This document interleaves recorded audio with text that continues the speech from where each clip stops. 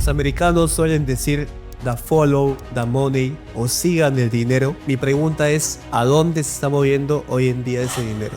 Se está moviendo últimamente a dólares, que siempre va a ser el activo refugio por excelencia. You cannot time the market. Es imposible, tú no puedes basar tus decisiones o tus planes pensando en que si va a ocurrir, pues o va a caer una bomba nuclear al día siguiente. Las FP financian el mercado donde ustedes actualmente están. ¿Qué posición tienen acerca de los retiros masivos que ha habido? ¿Cómo lo están viendo? Las inversiones alternativas son ciertas inversiones un poco más discrecionales. La bolsa es un complemento del sistema financiero. Tiene que convivir los dos, porque cuando el sistema financiero te prestas a cierto nivel, de ahí tienes que recurrir directamente al mercado de capitales. Nadie le gusta ahorrar. Cuando uno no tiene eso en su chip, menos va a querer sacrificar parte de su flujo mensual en un ahorro que lo va a ver de aquí a probablemente a varias décadas. Es súper importante estar cerca y comunicarse mucho con sus hijos. Ellos también tienen que saber sobre cultura financiera. Hay que cambiar esa educación financiera que es muy importante para que se entienda toda la importancia que tiene el mercado de capitales. Imagínate si más peruanos invirtieran en la bolsa y saben que si entra un gobierno populista va a hacer que esas acciones bajen, nadie va a votar por gobierno populista porque saben perfectamente que su dinero corre peligro.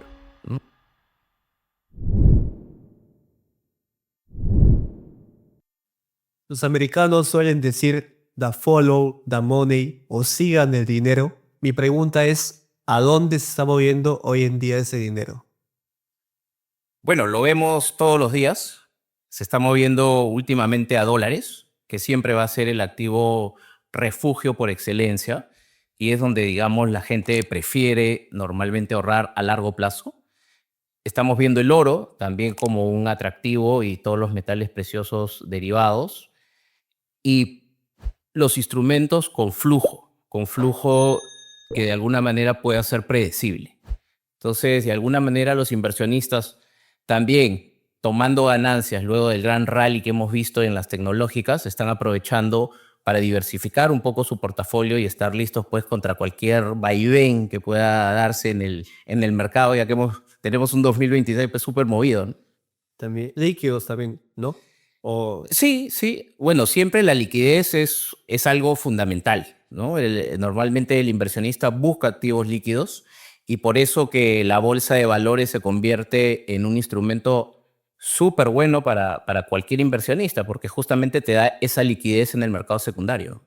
Mira, lo que dice Jorge es completamente correcto, ¿no? O sea, los mercados se van a ir moviendo en función de lo que vaya ocurriendo en el mundo, eventos geopolíticos, eventos de todo tipo de naturaleza. Y yo creo que lo hemos visto a lo largo de los últimos 15 años. O sea, 15 años, cuando uno mira para atrás y cómo se han ido moviendo los capitales, es bastante interesante porque, por ejemplo, hemos tenido, empezamos allá por el año 2008, ¿no? Y justo hablábamos hace un momento de lo que ocurrió ahí, la crisis, ¿no? Y cómo fluyeron los capitales, cómo se realocaron a nivel global. Siempre van a buscar y va a haber un desfogue para los capitales, ¿no? Ocurra lo que ocurra. Se van a ir moviendo de sector en sector. Si ustedes se acuerdan, después de esos eventos empezaron pues la euforia de las criptomonedas también, que ha durado y que continúa durando hasta el día de hoy. Y hemos tenido pues un boom de la bolsa americana también de los últimos 4 o 5 años. Y lo que es importante es la acumulación de riqueza que ha ocurrido en todo ese periodo de tiempo, ¿no? Cómo ha crecido la bolsa también. Entonces, lo que puede diferenciar a épocas anteriores es la masa de ahorro que existe hoy en día, ¿no? Entonces, tenemos ya desde hace algunas semanas estos eventos, digamos, en Medio Oriente, la guerra y demás. Entonces, hemos visto cómo se están moviendo los capitales, cómo están ocurriendo tomas de ganancia también, ¿no? La bolsa ha tenido pues una semana de toma de ganancias y lo que están haciendo muchos inversionistas es básicamente y de una manera creo yo, precavida, es tratar de estar un poco en cash, ¿no? Y tratar de ver qué oportunidades lanza el mercado, ¿no? Todas estas ocurrencias en el mercado tienen dos ángulos, ¿no? Uno de ellos es la parte fea, ¿no? O sea, activos caen, se desvalorizan, y el otro lado de la mesa tienes aquellos que lo que están haciendo es tratando de ver esto como un tema oportunístico y entrar, ¿no? Entonces el mundo yo creo que se está preparando ahorita. Hay cash, ¿no? La acumulación de riqueza ha sido grande en los últimos 10 años Así que no me extrañaría que luego de un periodo y que venga la calma, esperemos que sea así, venga pues un periodo de despliegue nuevamente y se mantenga la tendencia que hemos tenido de subida, ¿no? De todas las bolsas. Sí, mira, esa masa que tú mencionas definitivamente hace que en algún momento se pague la factura, ¿no? Hay emisión monetaria también y esa redistribución de riqueza también eventualmente viene acompañada de inflación y eventos y en shocks como los que estamos viviendo ahora se evidencia aún más, ¿no? Lo que hablábamos un poquito antes detrás de cámaras, ¿no? Hay un desacople transitorio, por lo menos, entre la política monetaria de la Fed y lo que renta el yield del bono soberano de 10 años, ¿no? Entonces te dice que el mercado de alguna manera está en un momento, digamos, de preocupación, ¿no? Entonces va a ser bastante difícil que en el corto plazo ese desacople se pueda cerrar, ¿no? Y efectivamente, en un entorno como este, pues safe to heaven, todo el mundo busca ¿no? Activos refugio, todo el mundo busca estar probablemente más en dólares, en monedas más duras, y eso pues trae como también en detrimento de las monedas emergentes y de los activos de economías emergentes, ¿no? En la medida que esto sea transitorio, pues no va a afectar, no va a haber un pass-through hacia los precios de manera estructural, pero si esto no se soluciona, sí que puede pegar en el rendimiento económico de un país, ¿no?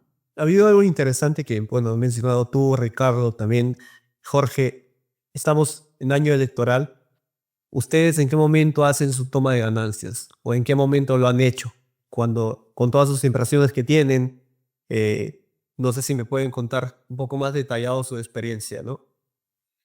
Bueno, mira, lo sano y lo que hacen la mayoría de inversionistas de largo plazo es que siempre rebalancea su portafolio cada cierto tiempo, normalmente cada 6 meses, porque hay activos que pueden subir, otros que pueden bajar, y ese rebalanceo te hace automáticamente tomar una sana venta de algún activo que ya subió y aprovechar para comprar esos que de repente están en un mal momento. Acá lo importante es que en todos los países siempre hay el proceso electoral y genera incertidumbre, porque justamente la incertidumbre hace que los inversionistas pues se pongan nerviosos porque no saben qué va a pasar. Ahora, lo cierto es que actualmente en Perú no estoy viendo mucho de eso, ¿no? El efecto más ha venido por el Medio Oriente que por el propio efecto político. Y creo que de alguna manera ya los peruanos se han acostumbrado a convivir, ¿no? Con todos estos temas políticos.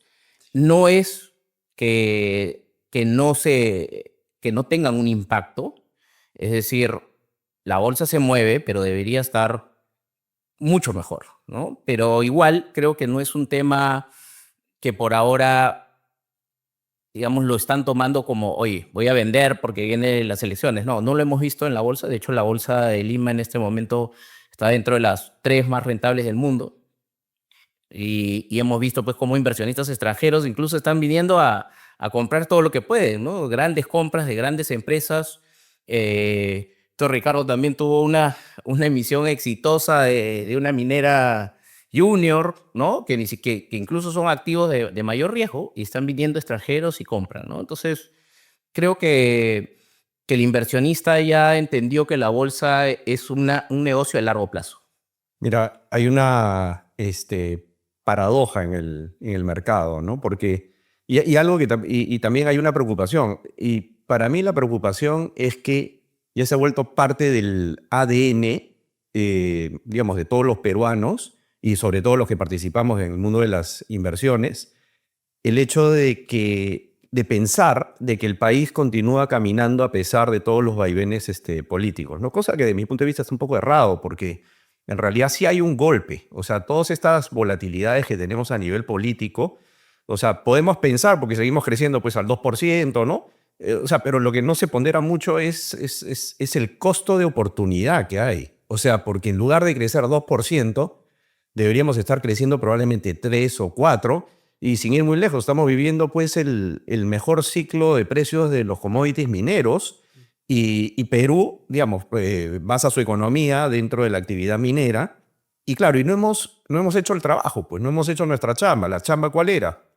era preparar al país justamente para cuando exista viento a favor, digamos, sacar el provecho máximo, ¿no? O sea, más hace 12 o 13 años, yo me acuerdo, escribí una nota que era justamente pensando en el siguiente ciclo, ¿no? Esperemos que el siguiente ciclo, que no se nos escape el tren, ¿no?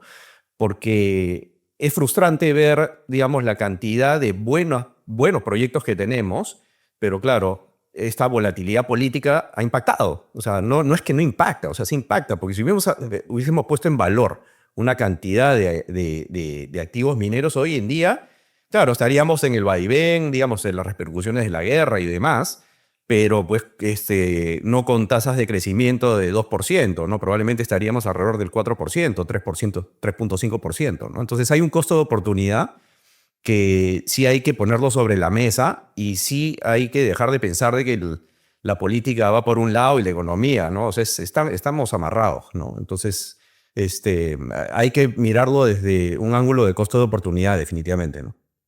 100% de acuerdo. La verdad es que me parece que lo hemos mencionado en un episodio anterior, el costo de oportunidad, ¿no? Creces entre 2,5, 3, no está mal, sobre todo si es que la inflación está anclada, pero puedes crecer 4 o 5, ¿no? Eh, Hace poco también puse un artículo en LinkedIn con respecto al tema de la competitividad, ¿no? El índice de tipo de cambio real multilateral al cierre del 2025 es el más bajo de los últimos 16 o 17 años, ¿no? Entonces, estamos hablando de que el BCR por eso también se ha puesto a comprar dólares porque le parece que ya no podemos seguir perdiendo competitividad, más todavía en un entorno como en lo que dice Ricardo, donde principalmente tus divisas vienen por efecto precio y no tanto por efecto productividad, eficiencia, desarrollo, infraestructura, ¿no? Tecnología, research, ¿no? Research and development. Entonces, claro, ojalá no se nos pase el tren. Creo que con un poco de suerte y ojalá también de criterio a la hora de votar podamos tener buenos 5 años por delante, ¿no? Yo bueno, he hablado mucho de este tema con Renato y yo no entendía muy bien, o sea, la importancia política que tiene la economía, ¿no? Todavía no la aceptaba del todo, pero de alguna manera dependemos de qué tan bien esté políticamente el país para que crezca más el país, ¿no? Ustedes como están en empresas privadas, o sea, ¿cómo lidian también a la hora de tomar una decisión? Dependiendo qué gobierno o no sé cómo lo están viendo, ¿no? Ese tema. Bueno, mira, la verdad que en nuestro caso no podemos tomar decisiones basadas en política, porque si lo haces así, no tomarías ninguna decisión. O sea, porque ya lo hemos visto que acá siempre vamos a tener algún evento, ¿no? Nos ha pasado que hemos anunciado una emisión y durante el proceso de la emisión hemos tenido 2 presidentes durante la emisión, ¿no? Entonces, si nos ponemos a pensar, vamos a esperar un momento de calma política, probablemente no haríamos nada, ¿no? Entonces creo que de alguna manera el emprendedor tiene que trabajar con ese riesgo país, con ese riesgo político. Ojalá no lo hubiera, obviamente, y hay que trabajar, como decía Ricardo, Renato, en eso. Y por eso es tan importante a la hora de ir a votar, ¿no? Hacerlo con conocimiento y hacerlo de una manera bien pensada, porque eso depende del crecimiento de todos los peruanos. Entonces, y no solo de los que estamos ahora, sino de nuestros hijos, ¿no? Y de nuestros nietos que vengan después. Entonces, pero hay que tirar para adelante. En Fibra Prime hemos hecho 5 emisiones desde el año 2018. Y en realidad tú podrías pensar, oye, ¿cómo vas a hacer una emisión con tantos cambios políticos? Pero aún así lo hemos hecho. Y hemos podido salir adelante, como te digo, incluso en épocas muy complicadas políticamente. Y hay que tirar para adelante, o sea, no queda otra. O sea, y tratar, obviamente, de colaborar en la comunidad con educación financiera, y por eso es súper bueno este programa que haces, porque permite que la gente entienda la importancia que tiene la estabilidad, ¿no? Porque imagínate, como decía Ricardo, cómo estuviera nuestra bolsa, si así es la tercera más rentable del mundo, imagínate si todo estaría en paz. ¿Ah? No hay mejor momento. No, mira, es que, a ver, como dicen los gringos, ¿no? You cannot time the market. O sea, es imposible, tú no puedes basar tus decisiones o tus planes, digamos, pensando en que si va a ocurrir, pues, o va a caer una bomba nuclear al día siguiente, ¿no? O sea sí es responsabilidad, digamos, tratar de tener un norte, tratar también de informarse qué cosa es lo que eventualmente puede pasar, pero es principalmente para establecer estrategias, ¿no? O sea, vas a ir en una dirección, lo haces de una manera o lo haces de la otra manera dependiendo de lo que ocurre en el camino. O sea, la importancia desde el privado es saber navegar, digamos, los temporales, ¿no? Hace un rato conversábamos, pues, cuando tomamos la decisión de abrir Calpa, ¿no? No estaba para nada en el radar, digamos, abrir una casa de bolsa, un negocio financiero en medio de la peor crisis financiera a nivel global, ¿no? Entonces, ¿qué es lo que se hizo? Fue, digamos, tratar de navegar en ese temporal, ¿no? Era como estar en una lancha, pues, en medio de un huracán categoría 5, ¿no? Entonces, pero, digamos, al final, el despliegue de estrategias, ¿no? Un poco de suerte, un poco, digamos, también de ayuda del mercado, porque claro, las crisis ocurren, tú no sabes si va a durar un mes, 2 meses, una semana, ¿no? A veces es difícil predecirlo, ¿no? Entonces sí es importante, digamos, para los privados es no parar, ¿no? Ese para nosotros es clave. No puedes parar, lo que tienes que hacer es navegar, ¿no? Digamos, claro, tienes que ir, digamos, siempre en la misma dirección, si no el país no camina, ¿no? Así de sencillo. Sí, bueno, definitivamente es imposible saber lo que va a pasar. Podemos intuir, ¿no? Quizás algunas cosas, oye, puede venir, pero es difícil. Entonces, una de las cosas que yo estoy implementando en el sector privado, ahora en este nuevo rol, básicamente estoy intentando basar la ejecución sobre planes tácticos, ya no tanto sobre estrategias de mediano o largo plazo, porque el entorno que le dicen los gringos VUCA, ¿no? Volátil, incierto, entonces hace que es difícil que te prepares. Oye, ¿qué va a pasar en el 2027? No sé, hermano, ni siquiera sé qué va a pasar en mayo, ¿no? Entonces, el fortalecer los planes tácticos, alinear culturalmente a la compañía para poder, digamos, estar liviana, para poder, ¿no? Acomodarse, adaptarse ante situaciones inesperadas, creo que está pagando bastante bien y en general me parece que con estos temas de transformación digital y los sprints y trabajo colaborativo en general, las compañías también han dejado de lado la rigidez estratégica y están trabajando en planes más de corto plazo, ¿no? Porque ciertamente una empresa muy grande que cotiza en bolsa, un banco, un fondo de pensiones, virar la estrategia de ese elefante puede tomarte 2, 3 años, ¿no? Entonces, yo creo que ahí está justamente esa ventaja competitiva en entornos difíciles como este, ¿no? Ha mencionado Ricardo acerca de todo lo que está viendo en la bolsa actualmente. Se está uniendo Chile, Colombia, Perú con este proyecto NUAM. Ustedes que están metidos en el mundo financiero, un poco me pueden decir las ventajas o qué nuevo va a traer justamente esta integración que es de mercados, me parece. Mira, Nuam solo no va a resolver el problema de liquidez que tiene la Bolsa de Valores de Lima, ¿no? Porque ese era el objetivo, ¿no? Ese es el objetivo. Pero sumar a otros, digamos, acciones que hay que hacer para mejorar la liquidez. Entonces, solo el NUAM, si lo dejamos así, solo va a ser una vitrina de 3 países ilíquidos, ¿no? Entonces, lo que tiene que ser es una vitrina de 3 países que están tomando acción para mejorar su mercado. Y no solo desde el punto de vista de NUAM, sino también desde el punto de vista de los emisores, de las casas de bolsa, ¿no? Todos. Y bueno, los inversionistas también que confían Claro. en las empresas emisoras, ¿no? Y operan a través de las casas de bolsa. Entonces, todo el ecosistema, incluido el gobierno, tienen que hacer reglamentos, acciones para mejorar y aprovechar esta vitrina más grande que vas a tener, ¿no? Por ejemplo, en el caso de Fibra Prime, hemos contratado una corredora para que haga de market maker, ¿no? Y entonces, de esa manera, le damos más liquidez a la acción y por lo tanto, si esa acción tiene más liquidez, va a ser más apetecible para que vengan a invertir chilenos, peruanos, colombianos y también extranjeros, ¿no? Que vengan a invertir de Estados Unidos, de Europa.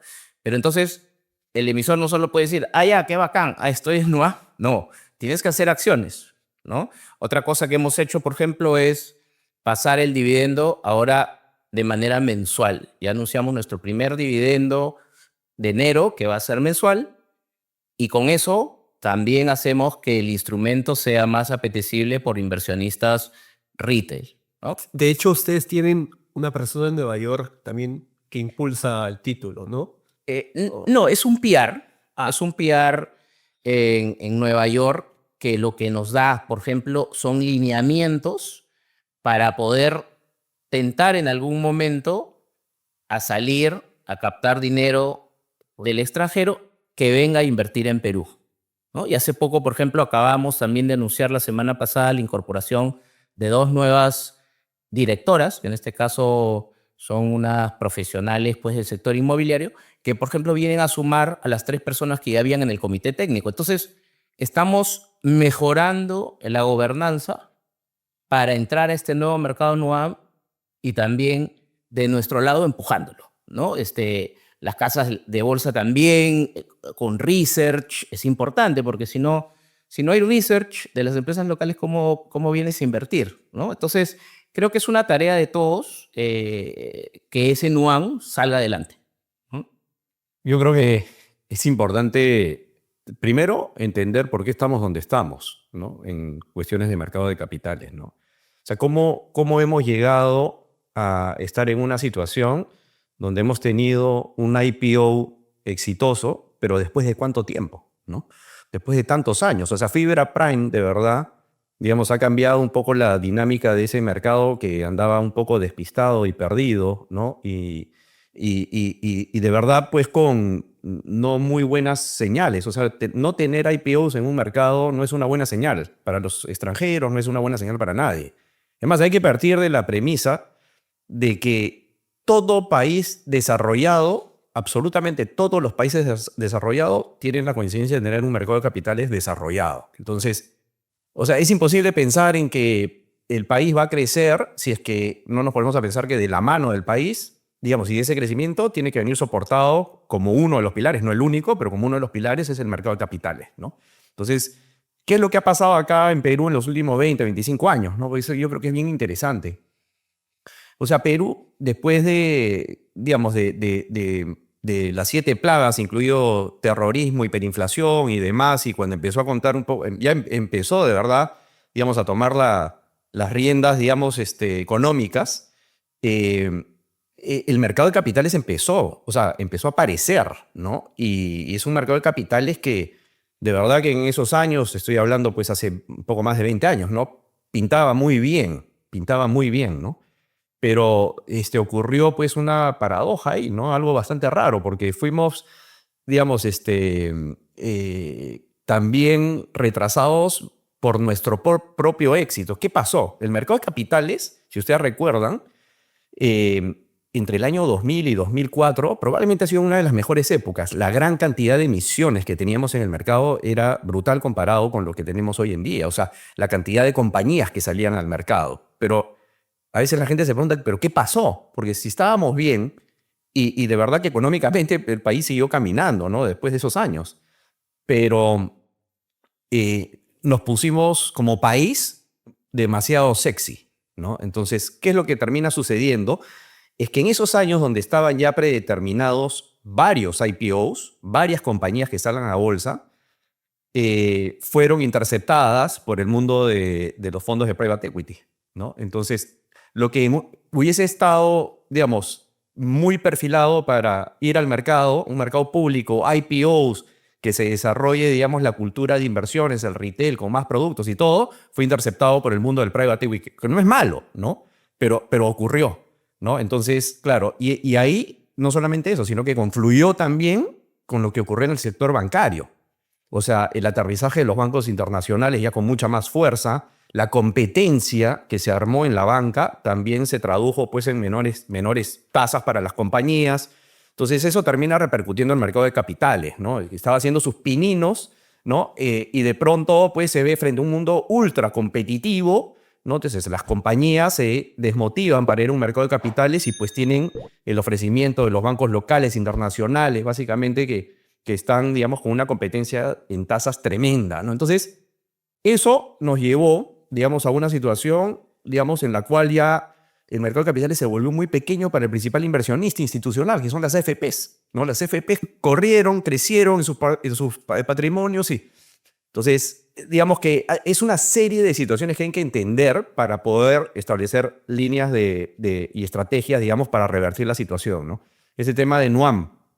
O sea, NUAM lo que eventualmente debería traer es la captación, digamos, de un capital institucional que va a venir y se va a mover entre países dependiendo del expertise y la oferta de productos que tenga cada país. Por ejemplo, Perú, digamos, debería ser un hub, digamos, para atracción de capital para temas mineros, para unos sectores económicos, ¿no? O sea, Chile podría ser eventualmente un hub, digamos, para el sector financiero, retail, Colombia para oil and gas. Entonces, o sea, cada país debería poner sobre la mesa su principal atractivo, que fluyan esos capitales, ¿no? Y que eso sea una chispa, digamos, que empiece. Eso lo que dice Jorge es verdad, pues, o sea, no es tarea fácil recuperar la liquidez, o sea, para nada, ¿no? O sea, es un camino relativamente largo, complejo, ¿no? Pero, digamos, hay que establecer estrategias, traer al retail que recién está empezando a aparecer en el mercado local, ¿no? El retail te trae frecuencia de negociación, o sea, te trae, digamos, la posibilidad de que, digamos, puedan compañías, digamos, tener acceso directo, ¿no? Y ser financiadas por las personas de a pie, ¿no? Hay un caso, y yo siempre lo uso de ejemplo, es lo que pasó con Participación Ciudadana hace cuántos años, ¿no? Las privatizaciones, ¿no? Con Telefónica, con las eléctricas. O sea, fue un éxito. Entonces, y se volcaron miles de personas, ¿no? Entonces, imagínense hoy día con la tecnología disponible y con todas las herramientas, digamos, deberíamos tener procesos de participación ciudadana, ¿no? Hay buenos prospectos dentro de las compañías del Estado. No estoy diciendo que se vendan las empresas, pero flotar, digamos, participaciones mínimas, ¿no? Es una estrategia para atraer capital, ¿no? ¿Tú dirías que la competencia, bueno, si se le puede llamar competencia del mercado de capitales, es la deuda privada también y la banca, ¿no? Directamente compiten con dónde me voy a financiar? ¿Eso qué tanto te afecta a ti, lo que Mira, es? a ver, el principal, digamos, la principal barrera no tiene nada que ver con los bancos o con la oferta, es el mindset, digamos, de la compañía, ¿ya? Una empresa, y haciendo el paralelo, digamos, dentro de una compañía tradicional, digamos, tienes por un lado, tienes en tu parte de activos, pues tienes tus cuentas por cobrar, ¿no? Tus cuentas por cobrar la tienes diversificada, ¿no? Nadie quiere tener un solo comprador, ¿no? Lo que tienes es múltiples, digamos, tipos de compradores. Algunos pagan bien, algunos pagan un poco más alto, o con otros te da volumen, pero, digamos, te paga un poco menos. Tú vas balanceando tu activo, ¿no? En el pasivo tiene que ser exactamente igual. O sea, un gerente financiero, por ejemplo, no puede estar pensando, voy a ir al banco porque me cobra menos, ¿entiendes? Lo que tiene que estar pensando es, lo que tengo que tener es una estrategia diversificada de fuentes de financiamiento. Eso es lo que tiene que tener un gerente financiero. O sea, el mercado de capitales, digamos, por definición, va a ser un proceso un poco más arduo, un poco más costoso, ¿no? Pero ¿qué estás comprando? Básicamente estás comprando diversificación, ¿no? Por eso es que yo siempre digo, ¿no? O sea, el banco tiene que existir y siempre va a tener que existir. Es un pilar clave para las compañías, ¿no? Pero lo que tiene que ocurrir es un proceso básicamente de formación, digamos, ya mental, digamos, de los gerentes financieros, de que no es un tema de costo, ¿no? Es un tema de diversificación y lo vemos en las crisis, ojo, ¿eh? Las crisis, los bancos se apagan, ¿no? Y si tú estás, digamos, solamente trabajando con un solo sector, un nicho, digamos, puedes entrar en problemas, ¿no? A veces yo la pregunta es, a gerentes financieros, ¿están diversificados? Sí, yo trabajo con 5 bancos, ¿no? Entonces le digo, pues le digo, escúchame, el día que se apaga un banco, lo más probable es que los otros 4 se van a apagar, ¿no? Entonces, y no quiere decir que el mercado de capitales va a salir, digamos, con un salvavidas, ¿no? Pero al menos tienes un desfogue ahí. Por eso es importante, digamos, que esos mensajes, digamos, calen en la mentalidad de las compañías, ¿no? O sea, es bien de responsabilidad de un gerente financiero, no digo que salir al mercado, ¿no? Pero sí sentarse y entender. Estas son mis salidas. Ahí tienes factoring, tienes una multiplicidad ahora de productos, ¿no? Y todos los tienes que conocer. Sí, solo para complementar, porque la verdad es que tanto Jorge como Ricardo son bastante expertos en la materia. Solo agregaría, ¿no? El mercado de capitales en general y la plataforma propiamente por excelencia, que es la Bolsa de Valores, en el caso de Perú, Bolsa de Valores de Lima, tenemos productos de renta variable, que son las acciones, ¿no? Hay acciones que son más de tipo growth, un poco más especulativas, acciones más de tipo value, que pagan dividendos, como es el caso de Fibra, por ejemplo, ¿no? Y está excelente que estén haciendo market making, que estén fortaleciendo comité técnico, que paguen dividendos mensuales, excelente para el retail, ¿no? También un poco lo que comentaba Ricardo de cambio de mindset, ¿no? Buscar desintermediar, ¿no? Buscar el mercado de capitales como un complemento, ¿no? No puedo estar más de acuerdo. Y el tema de renta fija, ¿no? Que también va acompañado con lo último que comentó Ricardo, ¿no? El mercado de capitales, digamos, es un crisol de alternativas, ¿no? Es mercado de renta variable, renta fija, híbridos, deuda preferente, deuda subordinada, etcétera, ¿no? No verlo como un ente abstracto, sino como una plataforma donde realmente puedes solucionar tus necesidades, ¿no? Ya sea de capital, deuda o eventualmente también temas de capital de trabajo. Como bien ha mencionado Ricardo, el factoring ha crecido muchísimo en el Perú y hoy día es una herramienta extraordinaria, ¿no?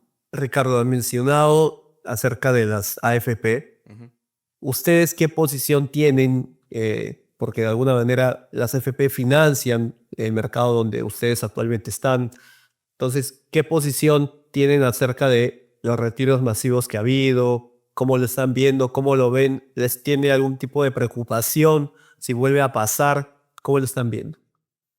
Bueno, definitivamente yo lo veo muy mal el tema de los retiros. Creo que ese es un ahorro de largo plazo. Yo les pregunto a todos los que, digamos, están a favor de los retiros, si hubieran tenido ese dinero para retirar, si no fuera porque tienes que hacerlo de manera obligatoria, no lo tendrías, ¿no? Y eso va a generar un problema de largo plazo, que en su momento alguien lo va a tener que pagar y que normalmente vamos a hacer todos nosotros, ¿no? Todos los peruanos.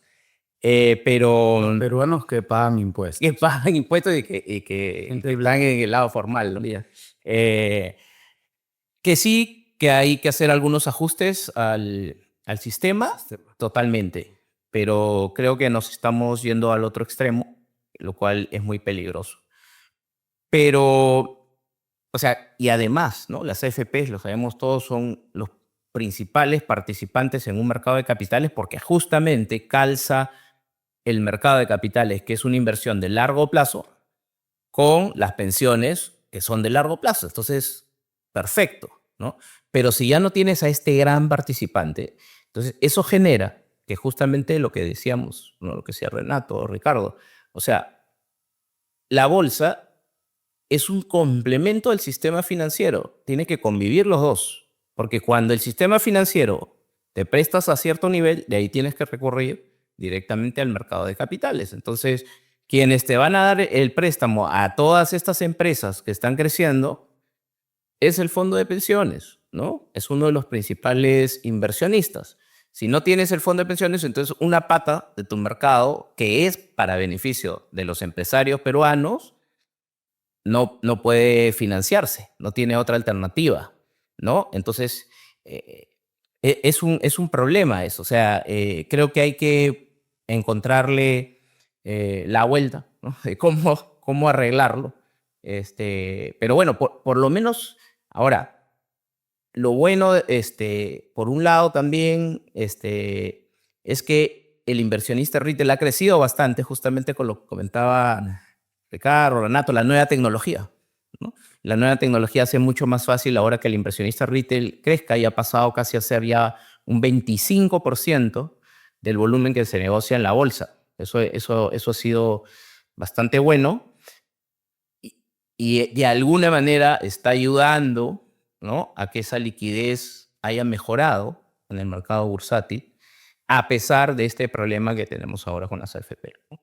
Yo había escuchado acerca de las AFP, por qué no dan ese capital a otras empresas un poco más pequeñas, micro, medianas empresas. Lo que yo pienso, y a ver si ustedes me ayudan ahí, es que no le puedes dar, no sé, tantos millones a una empresa que no ha demostrado o no puede hacer frente al SMB, ¿no? O quizás no es lo suficientemente rentable para ellos. ¿Ustedes cómo lo ven ahí? O sea, se escucha mucho, ¿no? Oye, ese dinero mejor a las micro o pequeñas empresas. Tú, Ricardo. Mira, sí, efectivamente, digamos, siempre se habla bastante de qué pueden o qué no pueden hacer las AFP, ¿no? Y yendo un poquito atrás, ¿no? O sea, entendiendo todos este fenómeno de los retiros, ¿no? Que no solamente es Perú, ¿no? O sea, esto es un tema regional, o sea, ¿y por qué es un tema regional y global, creo yo? Es que a nadie le gusta ahorrar. O sea, nadie, o sea, es todo parte de una premisa, es de la cultura del ahorro, ¿me entiendes? O sea, cuando uno no tiene eso en su chip, digamos, la cultura del ahorro, menos va a querer, digamos, sacrificar parte de su flujo mensual, digamos, en un ahorro que lo va a ver de aquí a 40 años. a varias décadas. Y también es cierto, y siempre ha habido esta problemática, digamos, de las jubilaciones y cuánto representa realmente para un jubilado el ingreso de AFP, ¿no? O sea, pero peor es lo que potencialmente va a ocurrir ahora. Es que ya ni siquiera va a tener esa pequeña porción, digamos, de jubilación, ¿no? Entonces, digamos, partiendo sobre esa premisa, desde mi punto de vista ha sido muy malo lo que ha ocurrido, digamos, con los retiros de las AFPs. Después, digamos, pueden tener varios errores, creo yo, las AFPs, eso hay que reconocerlo, ¿no?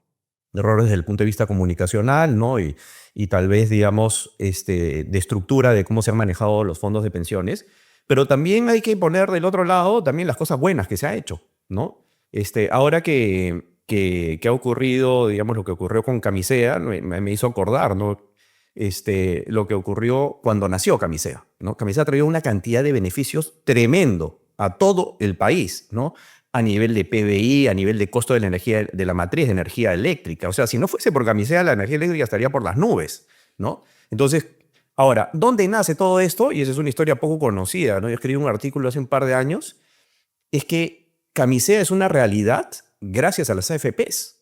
O sea, las AFPs no es que no han dado mucho, o sea, han dado bastante al país. O sea, las emisiones de bonos que se hicieron, digamos, para poder sacar adelante Camisea, fueron mayoritariamente tomadas por los fondos de pensiones y han ganado todos. Ganaron los partícipes porque encontraron un producto de muy largo plazo, una muy buena tasa, y no solamente el beneficio colateral es que el precio de la energía se ha sostenido de una manera bastante buena comparativamente con todos los países de la región, ¿no? Entonces, las AFPs, claro, han tenido sus puntos malos, pero han tenido puntos muy buenos también, ¿no? Entonces, claro, hay cosas que se pueden mejorar, sí. Esta interacción que mencionas tú, digamos, entre la AFP y la pequeña empresa, claro. Hay mecanismos y de hecho se están implementando y se han ejecutado mecanismos porque es más que evidente que un FP, pues que te maneja un portafolio de miles de millones de soles, está en la incapacidad de poder analizar pues compañía por compañía, o sea, requeriría pues un ejército de gente que volvería inviable el tema, ¿no? Entonces, ¿pero qué sí hay? Hay intermediarios, ¿no? Hay fondos que se especializan justamente en esos microcréditos y las AFPs han venido fondeando a muchos de ellos, ¿no? Entonces, eso es tampoco, digamos, parte de las historias que no se conocen de los beneficios que han traído a la mesa las AFP. ¿Qué, Ricardo, crees que no se ha dado a conocer estas bondades, ¿no? Es que creo yo que ahí viene pues una falta comunicacional, ¿no? O sea, yo creo que es uno de los grandes errores, es no saber, digamos, informar, digamos, sobre los beneficios colaterales que trae, digamos, todo este ahorro pensionario. O sea, la cantidad de emisiones en las cuales han participado las AFPs es tremenda y han ayudado a una cantidad de compañías brutal, ¿no? A lo largo de los últimos 30 años, 40 años, o sea, desde el nacimiento de las AFPs. ¿No? Muchas compañías han crecido gracias a que las AFPs han participado.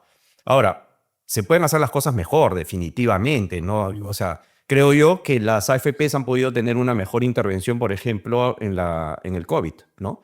O sea, ahí se sacrificó, digamos, la liquidez del gobierno, ¿no? Se pudo haber sacrificado la liquidez de las AFPs y con un buen retorno para todos los partícipes, ¿ah? Porque eran productos básicamente que han caído, digamos, colateralizados por el gobierno, ¿no? Entonces, si hubiese sacrificado la liquidez de las AFPs, digamos, en beneficio... Un digamos, ripo o algo claro, así exactamente. con garantía de los activos. Exactamente, ¿no? Y se pudo haber hecho algo un poco más creativo, ¿no?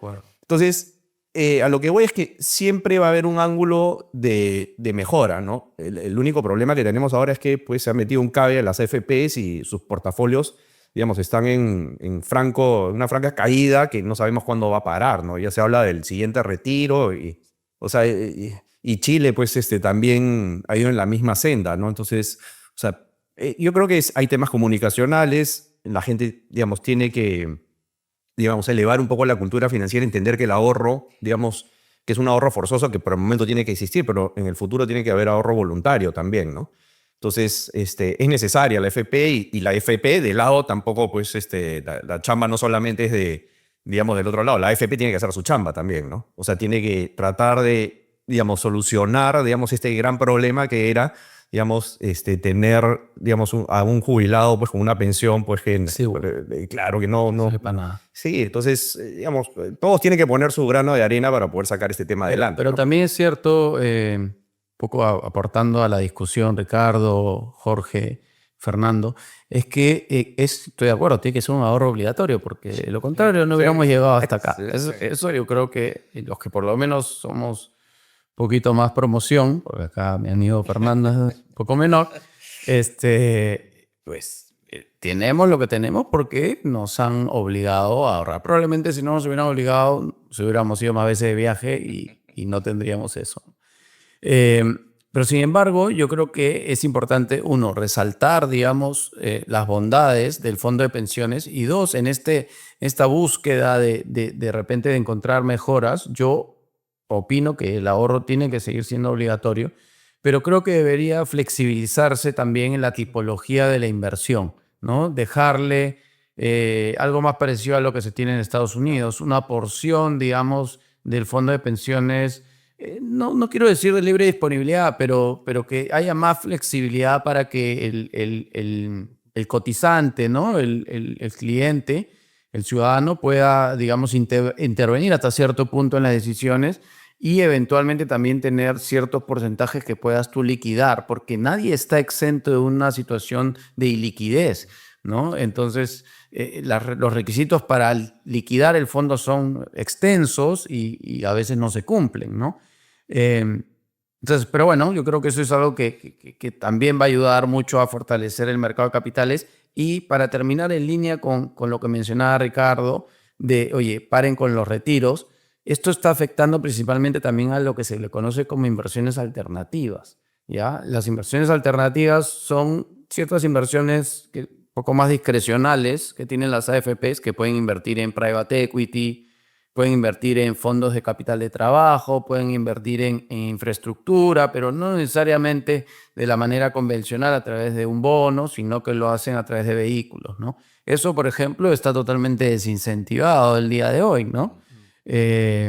Porque lo primero que uno busca en este escenario, por supuesto, lo primero que liquida son lo que es más cash, pero comienzas a bajarle un poquito al apalancamiento, porque si vienen más retiros, eso es lo que más te va a doler, ¿no? Y entonces se siente en la economía cuando podemos crecer más y crecemos menos. Me gustaría tocar ahora un poco más de cada uno de ustedes. Jorge, hace poco has cambiado de posición. Ricardo, tú actualmente eres socio de una casa de bolsa. Renato ha cambiado de posición. Entonces, ¿cómo han negociado una gerencia un cambio de posición, cómo negocias con tu socio. Me gustaría si me pueden contar desde su experiencia. Bueno, en mi caso yo acabo de cambiar efectivamente mi rol, ¿no? Desde una casa de bolsa, más del lado de brokeraje como intermediario entre los inversionistas y las empresas emisoras que recurren al mercado de capitales justamente para obtener fondos y poder seguir creciendo, a una empresa emisora, ¿no? A una empresa emisora y de alguna manera tratando de volcar toda esa experiencia del mercado de capitales hacia esta empresa. Y la verdad que estoy bastante contento porque, digamos, estamos muy alineados con la gerencia de la empresa en lo que hemos estado conversando, que la comunicación es más importante que hasta el tema financiero, te diría yo. O sea, si no hay comunicación, la gente no sabe lo que está pasando en tu empresa, no sabe los beneficios que tiene.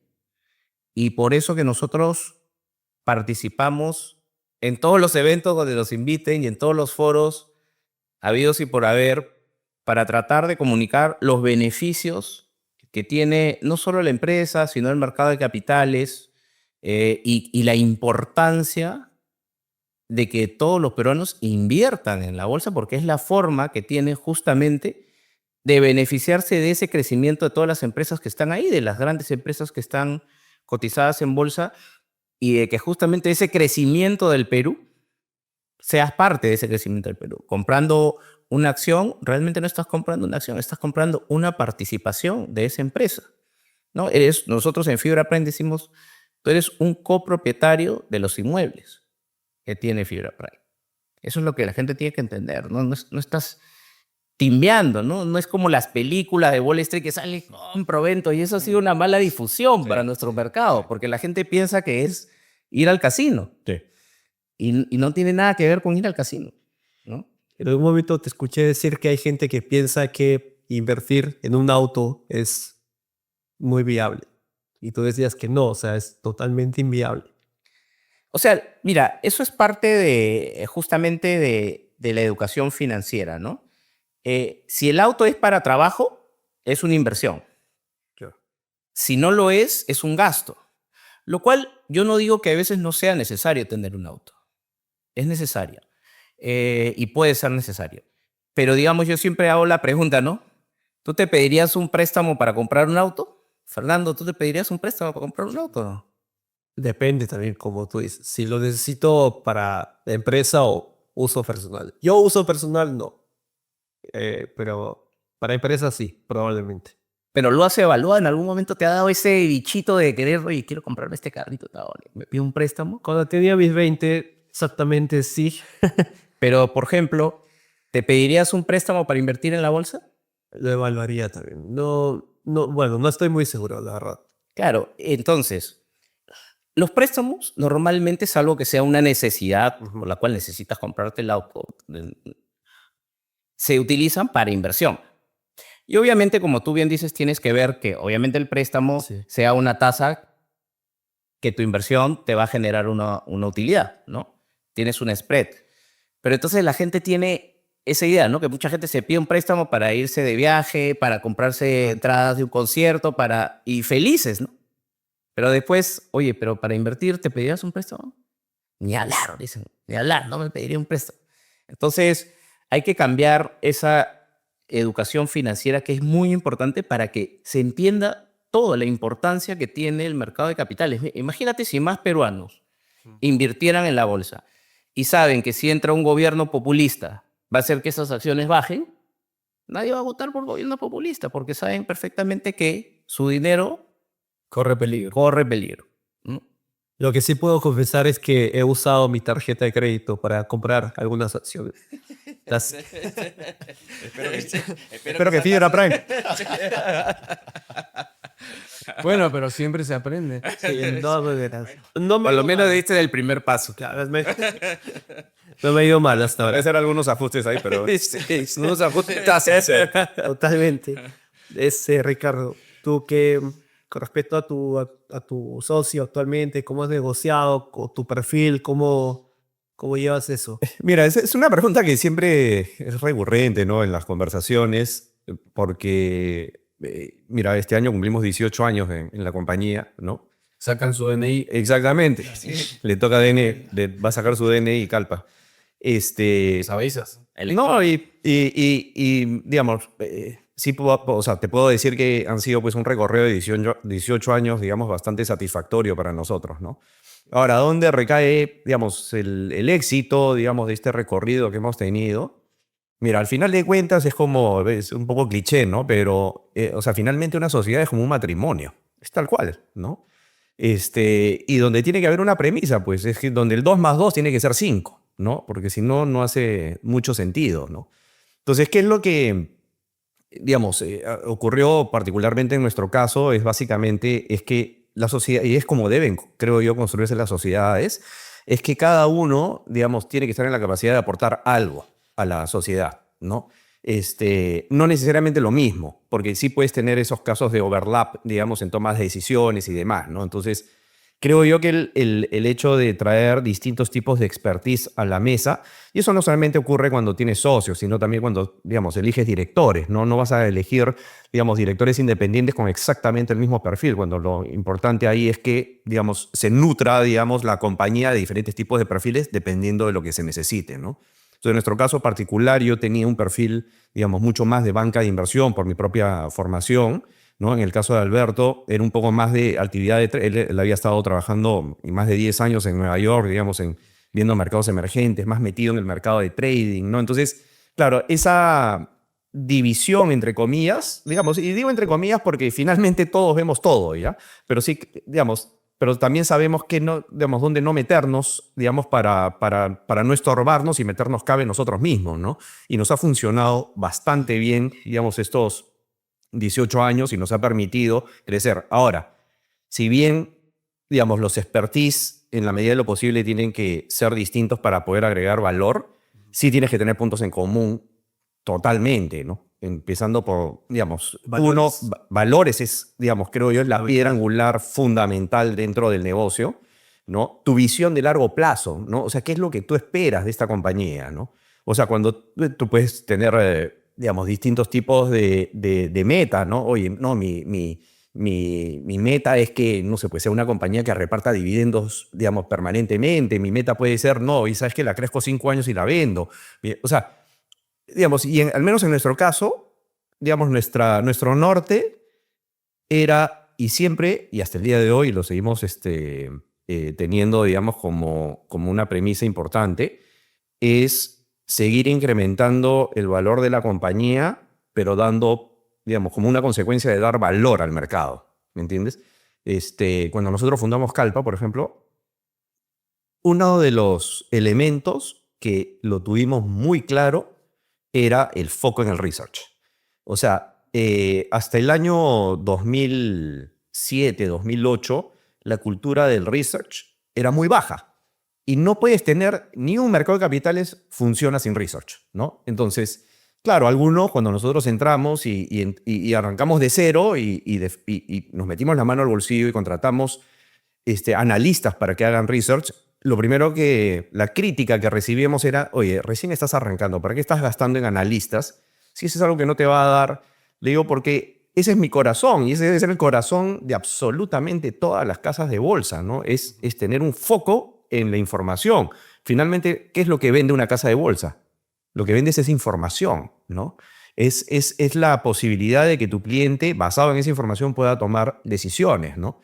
Entonces, para nosotros fue importante. Entonces, ese es un ejemplo de las cosas que, digamos, tienes que tener en común para que funcione la compañía, ¿no? O sea, si tienes que tener, digamos, habilidades probablemente distintas el uno del otro, pero al mismo tiempo, pues, algunos criterios que sí tienen que estar, digamos, bien incrustados, digamos, en el ADN, ¿no? Como el tema de los valores que tú mencionabas al inicio, para nosotros ha sido clave, ¿no?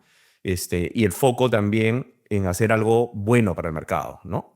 O sea, hacer algo bueno, hacer algo innovador, trae su consecuencia natural, ¿no? Te ayuda a crecer como compañía, ¿no? Y el mercado progresivamente lo va reconociendo, ¿no? A ver, nuevamente, Jorge, volviendo contigo. O sea, el hecho de que tú te hayas sumado a Fibra le da un valor ya a la empresa en sí por toda la experiencia que tú traes. A lo que voy es, o sea, ¿cómo dejas una empresa probablemente con muchos años de trayectoria a una nueva que obviamente tiene su trayectoria, pero no, o sea, es como que no tienes miedo a si va mal o puede pasar algo con la empresa, no te llevas bien con la nueva gerencia, nuevo directorio? ¿Nunca pasó por tu cabeza eso? Mira, fíjate que no, en realidad no. Yo tengo como, siempre me ha gustado un poco emprender nuevas cosas, de hecho emprendimientos también personales, algunos me han ido bien, otros me han ido mal, como a todos, como todo emprendedor. Ser emprendedor en un mercado como el peruano no es fácil. Todo emprendedor empieza con un capital pequeño y tienes que competir contra los más grandes. Desde ya yo felicito siempre a todos los emprendedores porque pienso que se la juegan en un entorno como el que hemos conversado, en un país con mucha volatilidad, ¿no? Entonces desde ya no es fácil, pero la verdad es que justamente tengo la confianza de que tengo el conocimiento y la convicción de que la empresa en la que estoy entrando es buena, no solo como vehículo, sino sobre todo por las personas que están adentro. O sea, y yo lo único que estoy haciendo en la empresa es comunicar esa buena gestión que los gestores que han estado en esta empresa desde el año 2018 han venido haciendo bien. Y que además, como decía Ricardo, han pasado mal también, porque al año que salió esta empresa vino el COVID, que es el peor de los males que le puede dar a un sector inmobiliario. ¿Te acuerdas que oficinas vacías, centros comerciales vacíos? Y eso fue al año de haber salido, ¿no? Entonces imagínate, el dividendo que estaba arriba de 60 centavos se fue a 25 centavos. Y no es por culpa de los gestores, no así es el entorno y así pasa. Puede pasar en cualquier momento. Pero este equipo gestor pudo navegar en esas aguas turbulentas que hablábamos, salir adelante. Luego vinieron temas políticos complicados, luego tasas de interés al alza que también le juega en contra al sector inmobiliario. Digamos que la tormenta perfecta. Y ahora justo estamos con vientos a favor del sector inmobiliario y del Perú en general, de mercados emergentes en general. Yo soy muy positivo de lo que se viene en adelante para el Perú. Y tengo esa convicción y por eso que no lo dudé, o sea, ni un minuto, porque creo en el equipo gestor y creo en todas las personas que trabajan ahí y creo en el mercado peruano, creo en el Perú y por lo tanto no lo dudé. Renato, ¿cómo fue tu... Sí, bueno, la mía ya hemos conversado, creo, en episodios anteriores, ha sido una transición interesante también. Yo también tengo background de banca, he estado en mercado de capitales, he estado en los dos lados, en el buy side y en el sell side. Y ahora estoy en minería, hace 6 meses, y la verdad que es una aventura apasionante porque en minería realmente la economía indirecta con la que tú participas, tus stakeholders, son muchísimos. Es súper amplio la cantidad de beneficio que tú le agregas al país a través de la minería, no solamente a través de los impuestos, sino proveedores, empleados directos, indirectos, comunidades, ¿no? Reguladores, etcétera, ¿no? Es realmente el motor del país, ¿no? Entonces, nada, yo la verdad es que una adaptación medianamente rápida y tratando de, digamos, incorporar todo lo aprendido, ¿no? Los valores corporativos, la gobernanza, el perfil cultural, ¿no? El alineamiento de procesos, ¿no? Todas estas cosas que de alguna manera uno puede traer del corporativo a una empresa que, como Valtarumi, que está creciendo, ¿no? Entonces, realmente uno siente que puede hacer la diferencia en un mediano plazo, ¿no? Entonces, contento por eso y aprendiendo todos los días. ¿Ustedes qué piensan que hace falta para que el mercado de capitales despegue aún más desde su posición actual? Bueno, número uno, la educación. Y creo que este tipo de programas, como tú y yo, Fernando, deberían haber más, ¿no? Research importantísimo, ¿no? Y es parte de la educación, es la única forma que la gente pueda saber qué pasa con las empresas. Es uno de los propósitos que nos hemos puesto también en Fibra Prime. Ya hay 2 casas de bolsa que nos están haciendo cobertura. Esperamos que pronto hayan algunas más. Por ahí he escuchado que algunas más se quieren sumar. Es verdad, es verdad. Pero eso es importante porque, mira, la negociación solo con comunicación en Fibra Prime ha pasado de 15% que teníamos el año pasado de frecuencia de cotización a 95%, wow, al día de ayer. O sea, de cada 20 días, 19 días cotiza la acción. Y ya está dentro de las acciones que más frecuencia de negociación tienen. Hemos tenido en febrero más de 400 operaciones, más de 2 millones de soles en monto negociado en febrero. Y eso porque estamos comunicando, ¿no? Comunicando a los inversionistas lo que se está haciendo dentro de la empresa, donde el equipo inmobiliario, donde el equipo gestor, todos los días están, ¿no? Activos, viendo las mejores oportunidades. Y, y estamos muy contentos. El dividendo ha sido la quinta empresa con el mayor dividendo en los últimos 12 meses, casi 9.5%. Y en dólares, una de las top en dividendos, porque Fibra Prime cotiza en dólares. Entonces, creo que se puede hacer mucho comunicando. O sea, ese para mí es la clave. Comunicando, educando, mientras más gente sepa los beneficios que hay en el mercado de valores, mientras más gente sepa los beneficios que tiene, que exista un fondo de pensiones que invierta en empresas a largo plazo y que pueda hacer que justamente emprendedores puedan salir adelante en el Perú como una fuente adicional de financiamiento, como es el mercado de capitales. Entonces, si todo el mundo entiende cómo funciona el sistema y el valor que hay, y el valor que tienes como inversionista también, entonces yo creo que todos vamos a estar bien alineados, ¿no? En Estados Unidos, pues, tú le preguntas a una persona de 15 años y ya sabe mucho de acciones, ¿no? Incluso en 20 la mayoría ha comprado por lo menos 3 o 4 acciones. Yo cuando voy a Estados Unidos a visitar a mis familiares, me dice, tío, esta acción, ¿qué te parece? Me pregunta sobre la bolsa, ¿no? Entonces, hay un conocimiento mayor del mercado. Desde base, ¿no? O sea, desde la escuela creo que parte de eso. Así es. Realmente. Tú, Ricardo. Mira, hay, digamos, muchísimas cosas que se pueden hacer, pero también hay que ser realistas, ¿no? De qué cosa efectivamente, digamos, vas a poder implementarla y ejecutarla, ¿no? Uno de los pilares, es justo lo que estás mencionando, lo menciona Jorge, lo mencionas tú, ¿no? Es la cultura financiera, ¿no? O sea, tiene que, digamos, el punto de partida, y yo creo que arrancar en época, o sea, a niveles de colegio, yo creo que es súper importante, ¿no? Una cultura de inversiones, digamos, debe estar en la currícula del país, ¿no? O sea, es que la gente sepa diferenciar, digamos, los distintos tipos de productos de inversión, etcétera, ¿no? Pero, ¿por qué, por ejemplo, una persona sí está muy acostumbrada a tener un depósito a plazo en un banco y no comprar un bono? O sea, desde esa pregunta que es la más básica, ¿no? O sea, si puede tener buenos riesgos, buenos rendimientos, o sea, ¿por qué esta persona decide ir por un depósito, digamos? Un depósito a plazo que no tiene la liquidez que de repente pueda tener un bono, ¿no? Entonces, cuando tú tratas de analizar esa pregunta, ahí te das cuenta pues que el problema está bien arraigado, digamos, en la cultura digamos, de todos los peruanos, ¿no?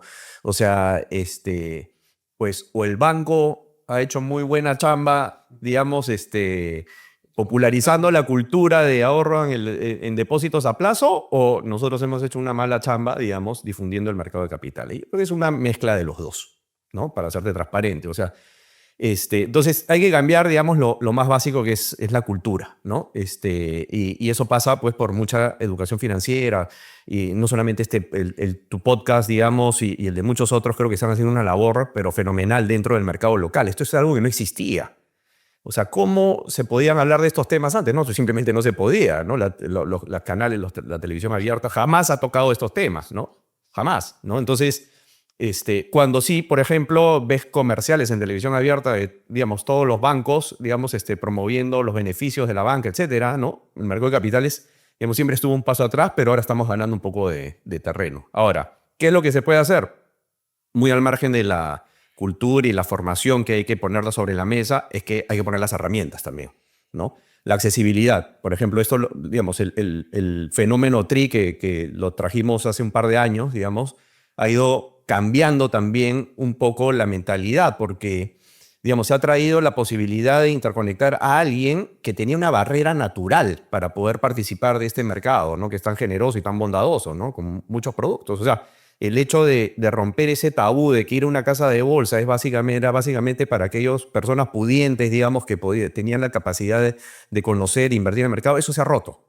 Y ya, digamos, es un gran paso que se ha dado dentro del mercado. Digamos, era como una represa contenida y lo hemos visto, ¿no? Se han incorporado ya más de 150.000 clientes. O sea, en un mercado donde históricamente se habían acumulado 250.000, ¿no? Entonces, o sea, de verdad que la balanza que ha venido al mercado. Ahora, hay mucha responsabilidad detrás de eso, porque, digamos, lo que viene ahora es un proceso formativo muy extenso, ¿no? O sea, es tratar de hacerles entender, digamos, la dinámica de la cultura y el mundo de las inversiones, los distintos tipos de productos, las implicancias, los tipos de riesgo, etcétera, ¿no?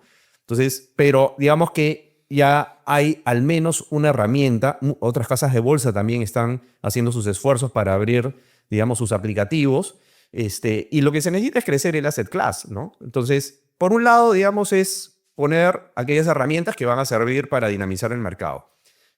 El otro lado de la mesa, ¿cuál es? Es establecer pues, una gama de productos mucho más amplia de la que hemos tenido históricamente, ¿no? Acá Perú era bien conocido entre los 80, 90, 2000, pues por inversiones en minería, ¿no? Entonces, progresivamente, digamos, hay algunos sectores que han ganado terreno. Pero si hacemos un recuento, ¿cuántas nuevas compañías se han inscrito en bolsa? O sea, el número es completamente bajo y hasta absurdo en un mercado como el peruano. O sea, son muy pocas las compañías que han listado sus acciones o que han tomado la decisión de irse por el mercado de deuda. Es muy bajo ese ratio, ¿no? Entonces, ¿cuál es la otra chamba? Es obviamente también, digamos, así como hay que formar a los inversionistas, hay que formar, digamos, dentro de la cultura empresarial los beneficios y bondades de ir al mercado y utilizar el mercado, ¿no? O sea, son las dos patas de la mesa que tienen que ir en paralelo, ¿no? O sea, podemos tener muchos inversionistas, ¿no? Pero no podemos tener una oferta tan pobre, digamos, ¿no? O sea, tenemos que tener más fibras primes, tenemos que tener muchas más compañías lanzando IPOs, el gobierno poniendo de su lado, ¿no? Por eso yo en realidad siempre lo comento, ¿no? O sea, sí deberíamos volver a un esquema de participación ciudadana, porque hay muy buenas, así como hay empresas muy malas en manos del Estado, hay empresas que son muy buenas, ¿no? ¿Por qué no darle acceso a la persona de a pie, a esa compañía, digamos, que tiene buenos retornos, estables? Hay buenos sectores, digamos, en manos del Estado, ¿no?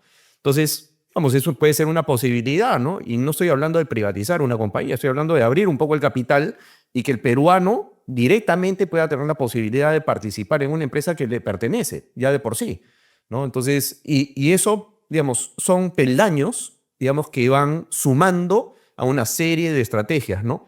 Que en Perú estamos muy acostumbrados a hablar de la famosa hoja de ruta, ¿no? Es esa hoja de ruta que se queda ahí, ¿no? Y año tras año vemos la famosa hoja de ruta, hoja de ruta, hoja de ruta, pero, digamos, los pasos tienen que ser bien concretos, ¿no? Entonces, la tecnología nos ha abierto una posibilidad. Siguiente paso es incrementar la oferta, ¿no? O sea, es la única manera de ir cambiando esa dinámica, digamos, del mercado local, ¿no? O sea, tenemos que ir con los dos bandos en paralelo.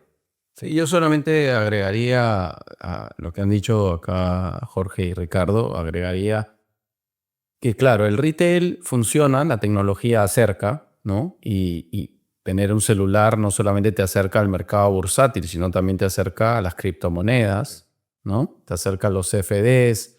Entonces, en esa línea yo creo que está yendo bien esa chamba, pero claro, el retail te va a dar frecuencia, pero no te va a dar tanto volumen, ¿no? Entonces, falta, digamos, esa parte para que justamente nuestra bolsa sea una bolsa apetitosa, ¿no? Que haya liquidez, que haya profundidad, para que puedan venir eventualmente pues inversionistas extranjeros a poner tickets grandes, ¿no? Que realmente, digamos, cambien un poco el perfil, ¿no? Concuerdo bastante con lo que dice Ricardo, no solamente del sell side, sino el buy side. Ambos tienen que verse complementados. Y justamente esa es una de las razones por las que se está haciendo este esfuerzo de Forum, ¿no? Y traer especialistas y líderes como ustedes, ¿no? De acompañarnos para tratar de transmitir y generar ese bichito de conocimiento, ¿no? De querer pues aprender más, de querer consumir más, ¿no? Información de calidad, ¿no? Y no estar pensando, digamos, en estas baratijas de ofrecimientos de tasas de interés irreales, Sí, ¿no? Por eso que hay muchísimo, ¿no? Tasas de interés irreales y que terminan siendo pues estafas, ¿no? Entonces, cultura desde el saque para todos y cultura de calidad, ¿no? Me interesaría escuchar cuál es su perfil de inversionista. El mío, yo soy de alto riesgo. Totalmente.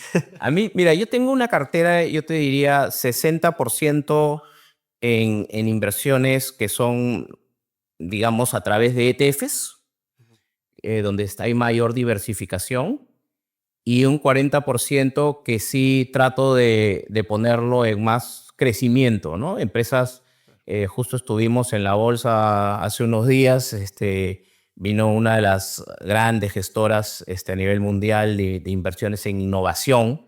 Por ejemplo, me gusta mucho la robótica, bueno, la inteligencia artificial que ahora está de moda y hay ETFs en la bolsa. Lo bueno es que en la bolsa de Limola tú puedes invertir en lo que quieras, ¿no? Si quieres comprar empresas de robótica, hay de IA, hay, ¿no? Hay de todo. Quieres comprar oro, puedes hacerlo. Quieres comprar plata, quieres comprar mineras, quieres comprar empresas en Japón, en China, donde tú quieras. Entonces tenemos una bolsa que es súper buena. Pocos países tienen una bolsa que te permite acceder a todos los mercados y a todo tipo de activos. Y entonces a mí también me gusta una parte de mi capital, criptomonedas, una parte, pero siempre lo importante es hacerlo de una manera diversificada y gestionando bien el riesgo, ¿no? No vas a agarrar y poner toda tu plata en algo riesgoso, no, porque eso no es invertir. Entonces, sí hay que tener un portafolio que funcione bien en distintos escenarios, ¿no? Commodities, yo siempre digo unas carteras que tenga un poquito de oro, un poquito de metales básicos, un poco de internacional, un poco de local, un poco de activos que generan renta, bonos. Entonces, una cartera diversificada es lo mejor y siempre pensando en el largo plazo. La bolsa no es para alguien que busca una inversión a un año. Y mira, por ejemplo, yo siempre cuento esta historia porque me parece que puede generar crecimiento a largo plazo para que más peruanos inviertan en la bolsa. Es que, por ejemplo, a mi hija que tiene 12 años ya tiene sus acciones, ¿no? Y con ella vamos comprando poquito, ¿no? Le voy comprando sus acciones y explicándole qué hace esa empresa. Sobre todo Fibra Prime. Fibra Prime de todas maneras, ¿no? Un par de acciones peruanas, acciones afuera, sobre todo de lo que ella consume, ¿no? Si le gusta el iPhone, de Apple, ¿no? Starbucks. Si le gusta Starbucks, que le encanta, sus acciones de Starbucks. Entonces, más como un tema de aprendizaje, ¿no? Más que otra cosa. Pero ya, y en su celular, ya puede ver, ¿no? Su app, su portafolio, ¿no? Entonces la tecnología ayuda, pero también es importante usar bien la tecnología, ¿no? Y entonces hay diferentes formas de mejorarlo, ¿no? Trump hablaba de los baby Trump, ¿no? Que les iba a poner $1,000 a todos los niños que, ¿no? Todos los recién nacidos, ¿no? Entonces hay formas de hacerlo, pero hay que hacerlo, ¿no? Ese es el tema.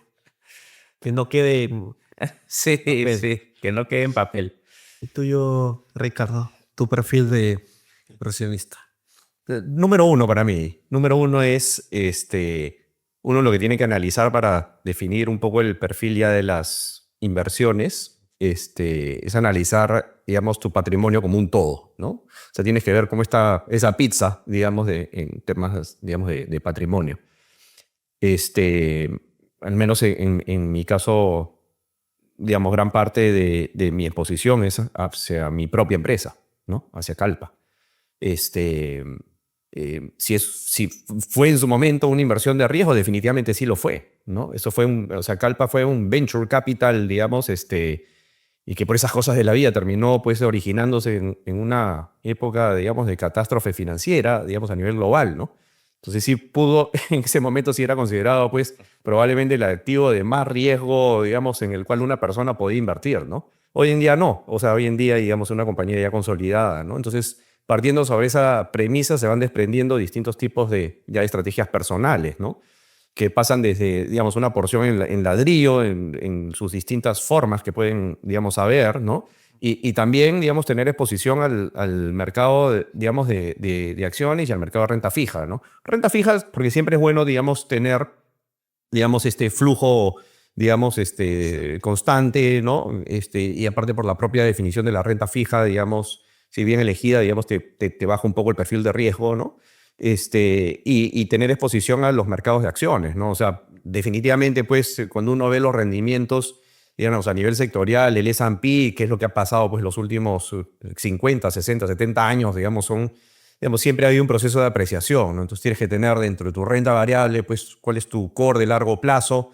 Digamos, el mercado americano, digamos, con todos los problemas y habidos y por haber, las grandes depresiones, guerras, etcétera, indudablemente la historia ha marcado, pues, siempre una subida, ¿no? de este mercado. Entonces, digamos, tener una exposición ahí, digamos, también es saludable. Y luego, o sea, al menos ya este es un tema, un condimento, digamos, personal, ¿no? Sí me gusta tener algo, digamos, en algún riesgo controlado, lo llamo yo, ¿no? O sea, ¿qué cosa es un riesgo controlado? Por ejemplo, hoy en día hay mucha apuesta por la minería. Y es una apuesta que, si tú me preguntabas hace 3 o 4 años, te decía, probablemente no, ¿no? Pero hoy sí te puedo decir, ¿no? O sea, los fundamentos que tienen los metales hoy en día sí lo convierten en una pieza importante dentro de un portafolio. O sea, tener exposición a cobre, por ejemplo. Para mí hoy en día es mandatorio tener exposición a cobre.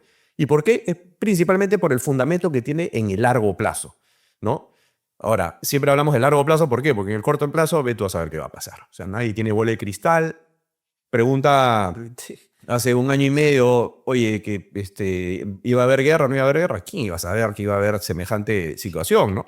O sea, las decisiones siempre tienen que pasar, digamos, por un poco la evaluación de largo plazo, ¿no? Si alguien está pensando, digamos, entrar a la bolsa para salir la semana siguiente, efectivamente se convierte, digamos, en lo que no queremos, ¿no? Es que es un casino, ¿no? O sea, no sabemos qué va a pasar la próxima semana, ¿no? Hay mucha gente que invierte y me dice, oye, pero ¿cómo la ves el próximo mes? Digo, no tengo ni la más remota idea, ¿no? No sé cómo estará, ¿no? Pero sí me queda claro que el fundamento en determinadas compañías, acciones o sectores económicos de largo plazo lo veo bien, ¿no? Entonces, digamos, haciendo un breve resumen, es un core, digamos, digamos, a nivel personal de tu propio negocio, tu propia empresa, ¿no? Es una parte bien importante. Y luego se desprende, pues, el ladrillo. Ahora, ahí vienen los temas de retorno, alquilas, compras, ¿no? O sea, ya a veces son los gustos personales, ¿no? A veces mucha gente dice, oye, comprarte una casa de playa no tiene retorno. O sea, tiene un retorno emocional, ¿no? No económico, ¿no? Disfrute. Claro, o sea, a veces, digamos, tu retorno viene por un tema de satisfacción personal y lo que quieras. O sea, hay un retorno, ¿no?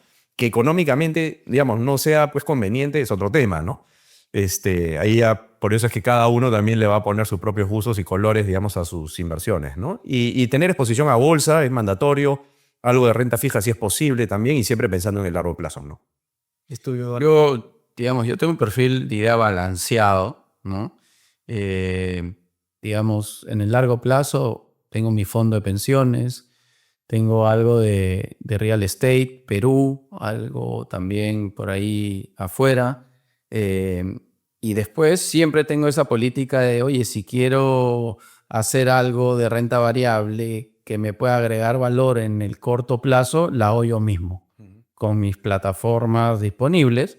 Y digamos, puede ser quizás un poquito más de corto plazo, a ver si pasa algo y me puede generar algún rédito, ¿no? Pero en general mi perfil yo diría que es balanceado, ¿no?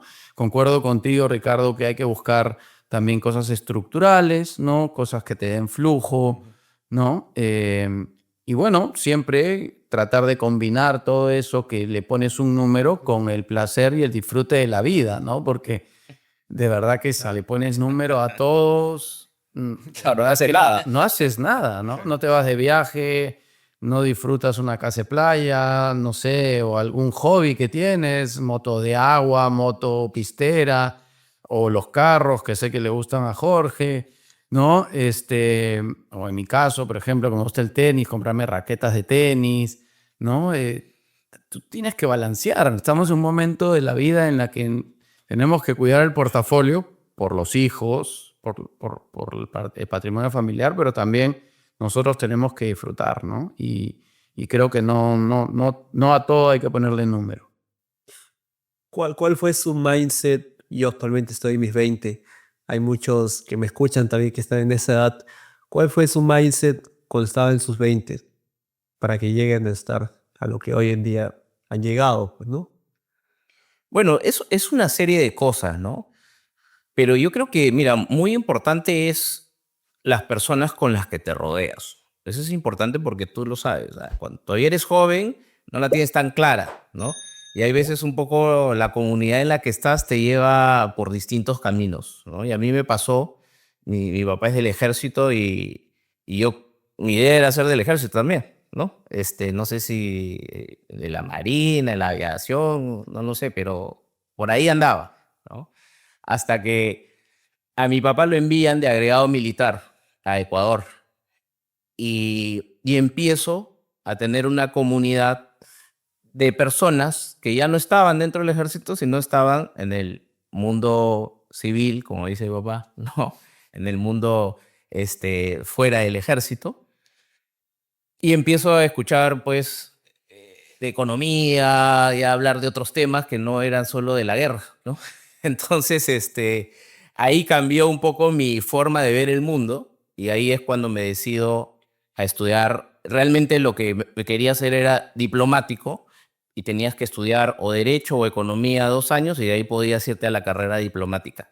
Bueno, al final estudié Economía, que era lo que más me gustaba, y realmente me gustó tanto que me quedé, ya me olvidé de la parte de diplomacia y así terminé en el mundo de las inversiones, ¿no? ¿Y tú, yo, Ricardo, cómo fue? Mira, bueno, sí, yo creo que en toda familia es algo parecido, ¿no? Uno ve, digamos, los referentes a los papás, ¿no? En este caso, mi papá también, emprendedor nato toda su vida, ¿no? Pero en un sector que no tenía nada que ver con el mundo de las finanzas, ¿no? Era emprendedor en el agro.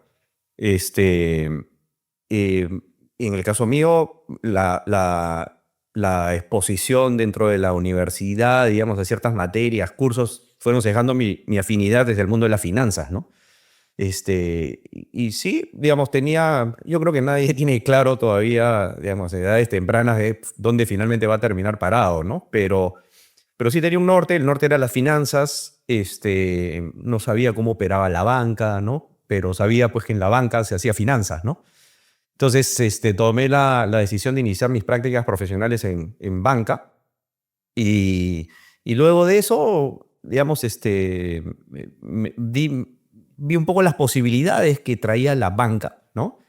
Y una de las cosas que más me gustó del lado de la banca, a mí personalmente, era que la banca era un canal para poder absorber de muchos sectores económicos, de muchos, ¿no? Entonces, y no estar sesgado, digamos, a una sola especialidad, ¿no? O sea, aprendes mucho de muchos sectores, ¿no? Entonces, tuve la suerte de poder iniciar mi carrera en banca corporativa, y también influyó mucho, al menos en mí, el momento, ¿no? Porque fue un momento en el cual, digamos, fue el real despegue del país, ¿no? Post, digamos, este fenómeno del Niño en el año 98, ¿no? O sea, el país empezó a recuperar, pues, tremendamente, ¿no? Entonces, digamos, vivimos unos años muy buenos de crecimiento como país, ¿no? Entonces, fue el nacimiento, digamos, de la interconexión del sistema eléctrico, el crecimiento, el inicio, digamos, y la gestación de lo que hoy en día son las grandes compañías mineras. O sea, digamos, toda esa el gas de camisea, ¿no? Una de las grandes, y yo siempre voy a agradecer eso, digamos, al Banco de Crédito, es haber tenido la posibilidad de participar en los financiamientos de camisea, ¿no? Porque te da una exposición al sector económico completamente nuevo, entender, digamos, la importancia, relevancia de la matriz energética. Entonces, digamos que digamos, esa mentalidad emprendedora, que siempre, nunca la perdí en realidad y siempre estaba ahí dando vueltas, pero sí era complementada con el hecho de que uno tiene que sacarle el jugo donde está. O sea, digamos, claro, obviamente el salario es importante, ¿no? Tampoco, digamos, uno va a pretender vivir la vida pues sin generar un ingreso, ¿no? Pero mi mentalidad sí era, tengo que aprender lo máximo posible, ¿no? ¿Y cómo lo hacía? En realidad, cada vez que venía alguna transacción que era compleja, que era, digamos, retadora, nueva para el mercado, o sea, yo lo que hacía era levantar la mano, yo la veo, ¿no? Yo la veo, yo la veo. Y fueron épocas de bastante sacrificio, o sea, son las épocas tradicionales de banca e inversión, fines de semana, madrugadas, no hay horario, etcétera, ¿no? Entonces, y no lo ves, digamos, como, digamos, una piedra en el zapato, sino lo ves como, oye, estoy haciendo 4 MBAs, digamos, en simultáneo y aprendiendo de 20 cosas, sectores económicos. O sea, digamos, ahora mira, yo a veces discuto o converso con gente que se apresura mucho con el MBA, ¿ya? Y creo yo que el MBA sirve para redondear, digamos, un proceso de acumulación de experiencia, ¿no?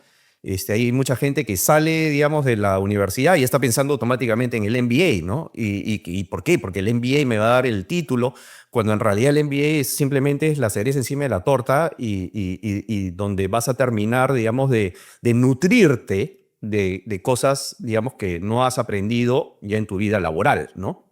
Y una curiosidad, por ejemplo, yo no tengo MBA. ¿Y por qué? Básicamente porque la vida me llevó en un momento determinado a tener que tomar una decisión, ¿no? Porque yo había planificado, digamos, mi estancia después de la banca, digamos, hacer un MBA y había acumulado conocimiento. Pero claro, ¿cuáles eran mis dos vías, no? Era, oye, digamos, redondeo, digamos, todo este conocimiento con el MBA o eventualmente tomo la decisión de sacar provecho a un arbitraje natural que había en el mercado. ¿Y cuál es ese arbitraje? Que la banca había crecido muchísimo, el advisory de banca de inversión, digamos, ya se había elevado a un nivel, digamos, mucho más alto. ¿Y qué era lo que sucedía? Claro, o sea, desde el año 98, digamos, un Alicor era una mediana empresa, ¿no? En vía de crecimiento. Ya para el año 2006, 2007, pues estás hablando de una supercorporación. La banca de inversión que creció se empezó a enfocar en eso, en las grandes compañías, las corporaciones, y quedó un nicho completamente desatendido de lo que en ese momento era la mediana empresa y empezaba a volar. Y yo veía en vivo y en directo, digamos, cómo había una falta de atención, digamos, desde el lado del advisory financiero a estas compañías. Entonces, esa fue la decisión que fue, sí te digo que fue complicada, ¿no? O sea, es irte por el lado, digamos, un poco más tradicional, vas al MBA, regresas, digamos, estaba bastante bien considerado en el banco, o daba ese paso, digamos, y saltaba, ¿no? ¿Y por qué tomé la decisión de saltar? Era básicamente porque justo yo venía con ese chip familiar de emprendimiento, ¿no? Entonces, eso fue lo que me catapultó a mí a tomar esa difícil decisión en ese momento y saltar al lado de emprendimiento, que fue lo que consecuentemente me llevó después a formar Calpa junto con Alberto, ¿no? Entonces, son decisiones de vida que las vas tomando, ¿no? Pudo haber salido mal, tal vez, no lo sé. Lo único que queda claro es que nunca hay que mirar para atrás, ¿no? Ya las decisiones son tomadas y en este caso sí agradezco haber tomado esa decisión, ¿no? En mi caso, yo creo que también, ¿ah? Siempre desde chico tuve mucha inquietud por los negocios, los números, las finanzas. Y nada, se me dio la oportunidad de hacer prácticas en la banca. Comencé a meterme cada vez más, reforcé ¿no? con programas de extensión, luego hice la maestría en finanzas, luego ya, digamos, fui a la banca grande, ¿no? Tuve la experiencia en el extranjero, luego he hecho banca de consumo. Entonces, al final, yo creo que como bien dice, el background es importante, pero la inquietud y el sesgo que uno tiene, ¿no? La verdad es que siempre me gustaron las finanzas y bueno, poco a poco lo vas complementando con entendimiento de la macro, de la estrategia, de las personas, de los procesos, y vas construyendo, digamos, un poco la carrera, ¿no? Que creo que es lo que uno mirando por el retrovisor te das cuenta de todo lo que has avanzado, ¿no? ¿Cómo transmiten la semblanza que veo en cada uno de ustedes a sus hijos? La fortaleza mental. Bueno, yo creo que al final la mejor enseñanza es con los actos que tú El ejemplo. realizas, ¿no? El ejemplo. O sea, eso es, creo que yo en realidad quien habla más con mis hijas es mi esposa, ¿no? En el día a día. Pero digamos que yo creo que un poco la forma es como ellos me van viendo, ¿no? Que es lo mismo que pasó en mi familia, ¿no? Yo veía a mi papá no me hablaba mucho, creo que hablo mucho más con mis hijas de lo que me hablaba mi papá. Los papás antes pues no te hablaban casi nada, porque a veces nomás te guiñaban, ya tú sabías con los gestos nomás que te estaban diciendo, ¿no? Pero sí veía pues que mi papá estaba trabajando, hacía mil cosas, tenía un trabajo por aquí, otro por allá, se recurseaba, como decíamos acá, por todos lados. Mi mamá también cuando tenía tiempo hacía algunos negocios. Entonces creo que esa es la mejor forma de transmitir el conocimiento, ¿no? Haciendo cosas y creo que esa es la forma, así lo hago yo. No sé si sea la mejor o la peor, pero es tu forma, es mi forma, ¿no? Mira, yo creo que es un poco parecido y yo creo que tampoco hay una receta mágica, digamos, ¿no? Lo que hay es una tradición que pasa de generación en generación, de básicamente es predicar con el ejemplo, ¿no? O sea, es básicamente lo que mis hijos ven es lo que yo también en su momento vi en mi papá, ¿no? Es ver la forma como él, digamos, gestionaba su mundo de negocios, ¿no? Y lo que sí es tratar de hacerlos, digamos, de algún ángulo u otro, hacerlos partícipes también, ¿no? Ya sea de manera directa o indirecta, digamos, en el caso que se pueda, ¿no? A veces yo los llevo a la oficina, ¿no? O sea, ahora, mi mensaje siempre es el mismo que me dieron a mí, ¿no? Uno, digamos, no puede destacar en algo que no le gusta, definitivamente, ¿no? O sea, pero tampoco te vas a ir al extremo, porque te pueden gustar cosas que la verdad que no, pues te pueden tener cero retorno, ¿no? Entonces uno en la vida tiene que encontrar un punto medio, digamos, para poder guiar y que se cumplan, digamos, medianamente estas dos premisas, ¿no? Es algo que de verdad te trae satisfacciones y te puede traer satisfacciones personales y al mismo tiempo puedes tener cierto retorno económico, ¿no? Entonces digamos, lo complicado, ¿no? Es tratar de engranar, digamos, esas situaciones, ¿no? Con mi hijo, digamos, el mayor, que él siempre ha querido ser futbolista, ¿no? Pero, bueno, yo no sé si será una ruta o no, ¿no? Pero es un mercado duro, es un mercado complicado, ¿no? Entonces, tiene que tratar de él de modular, digamos, y decirle, y se lo digo constantemente, ¿no? Lo que vayas a hacer, digamos, tienes que no solamente sobresalir, ¿no? Sino tienes que hacerlo realmente con pasión y de manera, pues, espectacular, digamos, con un nivel de constancia, responsabilidad, ¿no? Y yo estoy seguro de que, digamos, muchas personas lo han logrado, han hecho lo que de alguna manera, digamos, les gustaba y han podido tener la satisfacción de que eso también les ha traído un retorno. No es fácil, o sea, no es una tarea fácil.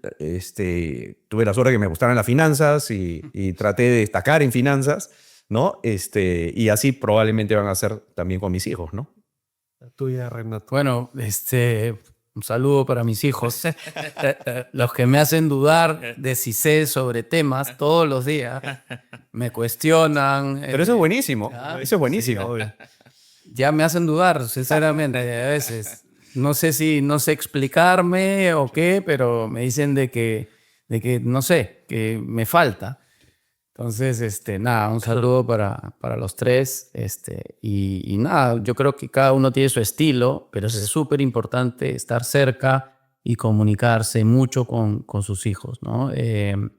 Ellos también tienen que saber sobre cultura financiera, ¿no? También, yo tengo 2 hijos de 18 años que van a votar por primera vez, también tiene que hablarse de política hasta cierto punto en la casa, ¿no?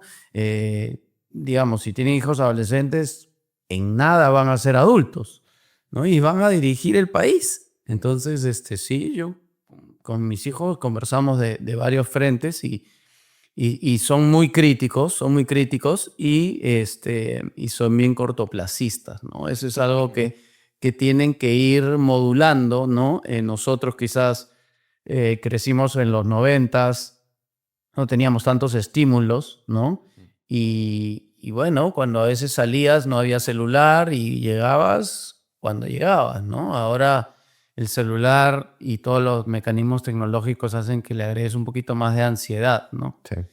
Hay un tema que creo que es importante cuando uno habla de los hijos, ¿no? Y las personas jóvenes, es que, por ejemplo, para nosotros sí hay un reto tremendo, ¿no? Porque nosotros estamos recién empezando a tener nuestros pininos en un mundo completamente distinto, donde tienes la exposición a la tecnología, a la inteligencia artificial. O sea, quién sabe cómo va a ser el mundo de aquí a 10 años, ¿no? Entonces, claro, es tratar de ver, digamos, cómo guiarlos dentro de un mundo que potencialmente no va a ser igual al que nosotros hemos vivido, ¿no? O sea, digamos, casos prácticos, ¿no? La utilización de la inteligencia artificial en el sector educativo, ¿no?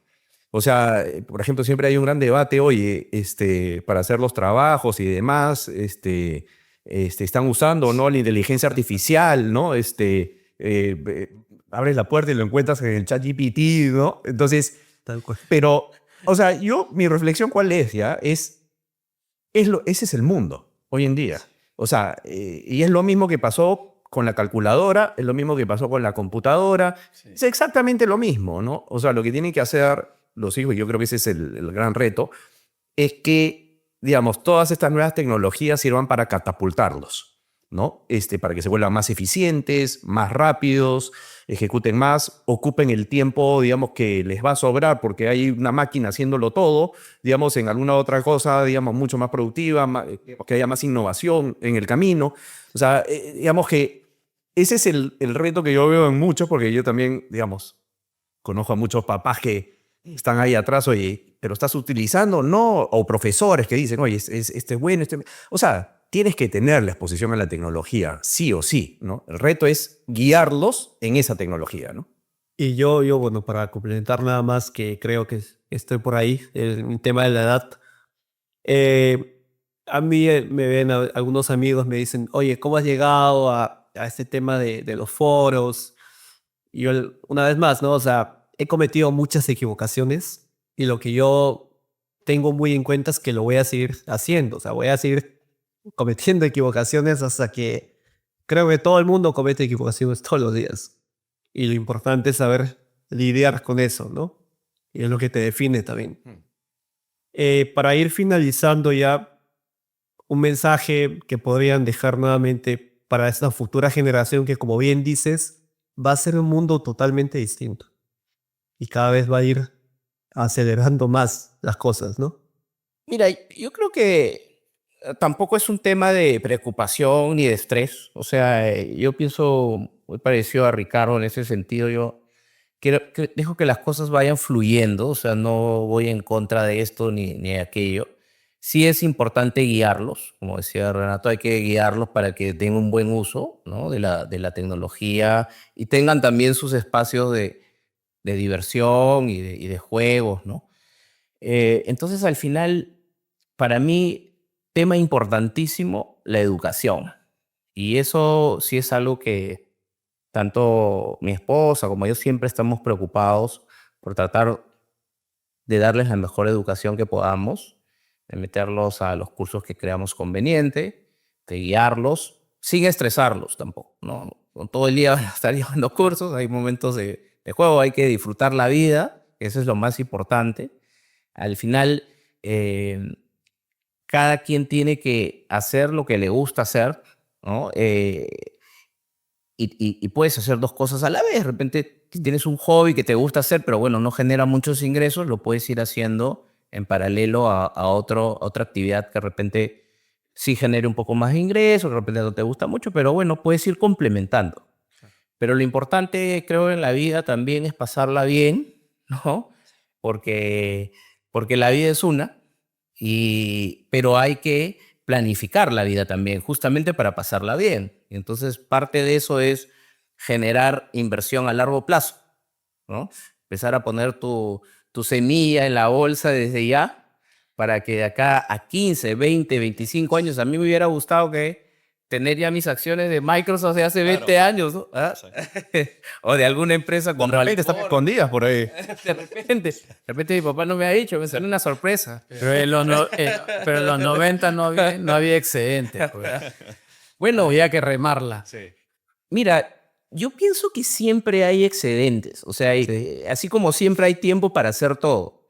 Lo que pasa es que sí también es importante que en algún momento, no hay lonche gratis, en algún momento tienes que hacer el sacrificio, ¿no? No puedes ir a los conciertos y también invertir en la bolsa a la vez. O irte ya tus años y tener tu portafolio. No, es imposible, es imposible. Entonces, hay que hacer un sacrificio en algún momento del tiempo. Creo que todos los que estamos acá nos hemos sacrificado en algún momento del tiempo. Yo me acuerdo que he tenido casi, de repente, 6 o 7 años en los cuales yo no salía para nada, o sea, con mis amigos, porque estaba metido en la chamba a full y además llevaba cursos para capacitarme.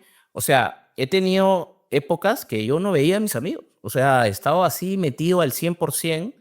Y hay otras épocas que ya he estado más relajado, como ahora, que estoy un poco ya más tranquilo, pero ha habido una época de sacrificio, ¿no? En la que me acuerdo que estaba en la biblioteca los sábados, los domingos, solo para que nadie me fastidie, ¿no? Entonces, sí hay que hacer un sacrificio en algún momento de tu vida para tener bienestar luego, pero hay que saber dosificarlo también, ¿no? Tampoco toda la vida te la vas a pasar al 100% y no disfrutar lo que hay, ¿no? Pero eso es lo importante, tanto en inversiones, armar un portafolio en el que tú puedas dormir tranquilo, que es lo más importante, ¿no? Un portafolio que vaya con tu perfil de riesgo, con tus necesidades y con el cual tú te sientas cómodo. Pero sí es importante invertir a largo plazo, ¿no? Ese es mi mensaje. Ricardo, tu mensaje. Bueno, sobre todo para los jóvenes, ¿no? Y aquellos que tienen la suerte, digamos, digamos, de poder ir a la universidad o de estar en algún colegio, ¿no? Es aprovecharlo, ¿no? O sea, claro, es difícil, ¿no? O sea, la mentalidad de un joven, digamos, que puede tener 14, 15 años, digamos, es muy distinta a la mentalidad que tiene uno, digamos, años más adelante, ¿no? O sea, hay que entenderlo en ese contexto también, ¿no? O sea, pero igual es importante dar los mensajes, ¿no? O sea, alguien está pagando por esa educación, alguien está haciendo un esfuerzo por esa educación. Entonces, digamos, y para ellos en realidad lo que tienen que hacer es capitalizar eso porque eso es lo que en el futuro les va a dar de comer, les va a dar, digamos, estas posibilidades de tener momentos de distensión, viajes, etcétera, ¿no? Como dice Renato, ¿no? Y como dice Jorge también, digamos, no hay lonche gratis, ¿no? O sea, digamos, ese sacrificio, digamos, que está haciendo una persona, pagando el colegio, pagando la universidad, etcétera, es algo que a ellos mismos les va a servir en el futuro, ¿no? O sea, eso por un lado, ¿no? Por otro lado, también, digamos, es importante, el mundo ha cambiado definitivamente, ¿no? El acceso a la información ha cambiado.